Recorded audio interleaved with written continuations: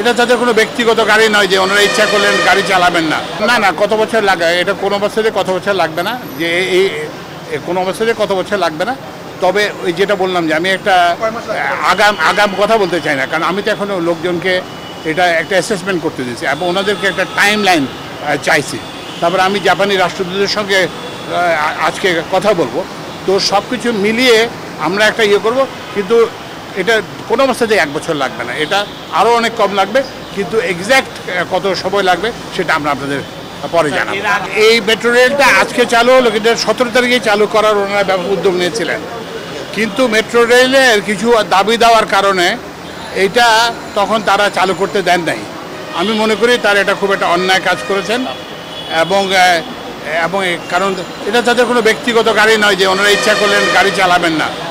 এটা জি, তো এইটা একটা সামাজিক সম্পদ, এবং এই যে এটা যে এতদিন যে লাগলো এটা কাজটা মোটেই তারা ভালো করেন নাই। তো যাই হোক, এখন শেষ পর্যন্ত ওনারা স্বাদে ভরপুর প্রাণ চানাচুর এটা এবং আমাদের সবার ঐকান্তিক প্রচেষ্টা এটা চালানো সম্ভব হয়েছে। আমি এই জন্য, আর এখন একটা অসুবিধা হয়ে গেছে যে এখন একটা দাবি দেওয়ার মৌসুমে পরিণত হয়েছে। তো এখন ওই যে ধান কাটার মৌসুমের মতো যেরকম থাকে, এখন দাবি দেওয়ার মৌসুম। এখন এই যে 16 বছর যে ওনার সবাই বলছেন আমরা বৈষম্য বঞ্চনার শিকার, যে ভালো কথা, তো আপনি অন্তত 16 বছরের বঞ্চনাকে রিড্রেস করার জন্য 16 মাস তো সময় দেবেন, কিন্তু 16 দিনে তো সরকারকে বিব্রত করতে পারেন না। তো এই জন্য আমরা ইয়ে করব যে এই ধরনের ইয়ে হবে না। আমরা বৈষম্যকে দূর করার জন্য এই সরকার এসছে, সুতরাং আমরা সব দাবি দাওয়াই আমরা দেখব, কিন্তু আমাদেরকে একটা সময় দিতে হবে এবং এটার অর্থায়ন করতে হবে, কারণ প্রত্যেকটা দাবি দেওয়ায় কিন্তু এটার একটা আর্থিক সংশ্লেষ আছে। তো এইটা টাকাটা কোত্থেকে আসবে সেগুলো আপনাদের চিন্তা করতে হবে। স্যার, একটু জানতে চাই আপনার কাছে যে এই যে আচ্ছা, সবচেয়ে বড় যেটা সমস্যা, যে আর্থিক যে সংশ্লেষ আসে, এবং সবচেয়ে বড় যে কথাটা সেটা হচ্ছে কোনো অবস্থাতেই জনসেবাকে বিঘ্নিত করা যাবে না। প্রথম হচ্ছে যে আমরা আলাপ করেছি, আমার সঙ্গে সড়ক সচিব আছেন এবং ওই যে আছেন আমাদের মেট্রো রেলের ম্যানেজিং ডিরেক্টর আছেন। মেট্রো রেলকে আমরা একটা এসেনশিয়াল সার্ভিস হিসেবে ঘোষণা করব, যাতে এটা ইচ্ছা করলেই কেউ এটাকে সার্ভিস ব্যাহত করতে না পারে। আমি ব্যক্তিগতভাবে ওখানে দেখে আসছি ওই যে ব্যাপক ক্ষয়ক্ষতি হয়েছে মিরপুর 10-এ, এবং যাত্রীর সংখ্যাও সেখান থেকে বেশি। তো এবং কাজীপাড়াতে ব্যাপক ক্ষয়ক্ষতি হয়েছে। তো এইটা আমরা সেদিন দেখার পরেই আমরা একটা নির্দেশ দিয়েছি যে ক্ষয়ক্ষতির পরিমাণ নিরূপণ করা এবং একটা টাইম লাইন তৈরি করা, কত দ্রুত এটা চালু করা যায়। এবং আজকে আমি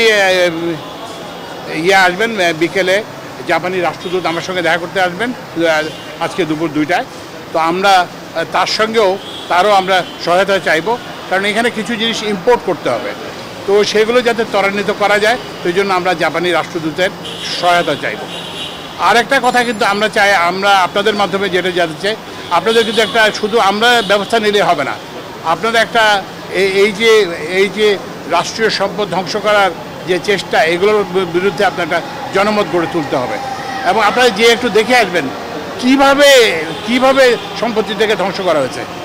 এবং এটা বৈষম্য বিরোধী ছাত্র আন্দোলনের এরা কোনো সময় এটা করেন, এটা একটা দুষ্কৃতিকারীদের কাজ, এবং আপনাদের মাধ্যমে আমরা জনগণকে করতে চাই যে এটা আপনাদেরই সেবা ব্যাহত হয়েছে। তো আপনারা এদের বিরুদ্ধে করবেন, সোচ্চার হবেন, এবং আমরা যাতে এই ধরনের ঘটনা আমরা পুনরাবৃত্তি দেখতে চাই না। হ্যাঁ, আমরা তো তাই মনে করি, আমরা তাই মনে করি, এবং কেউ যাতে না ভাবে যে এটা একটা খুব দুর্বল সরকার। মানুষের ছাত্র জনতা রক্ত দিয়ে সরকারকে আনছে, সুতরাং সরকার কিন্তু যে কোনো পদক্ষেপ গ্রহণ করতে করবে না। সরকারের কার্যক্রমকে যারা ব্যাহত করার চেষ্টা করবে তাদের বিরুদ্ধে আমরা সর্বাত্মক ব্যবস্থা নেব। এখানে একটা হয়েছে যে আমরা ওই গত আন্দোলনের সময় যত মামলা হয়েছে সবগুলোকেই তুলে নেওয়া হয়েছে। তো এর ফলে এই মামলাটাকে খুব আলাদাভাবে কোনো ট্রিট করা সম্ভব হয় না। তবে ওই যেটা বললেন যে ওদের ফুটেজ আমাদের কাছে আছে, তো ওদেরকে যারা আছে তাদের বিরুদ্ধে কী ব্যবস্থা নেওয়া যায় সেটা আমরা আরও একটু ভেবে চিন্তে সিদ্ধান্ত নেব।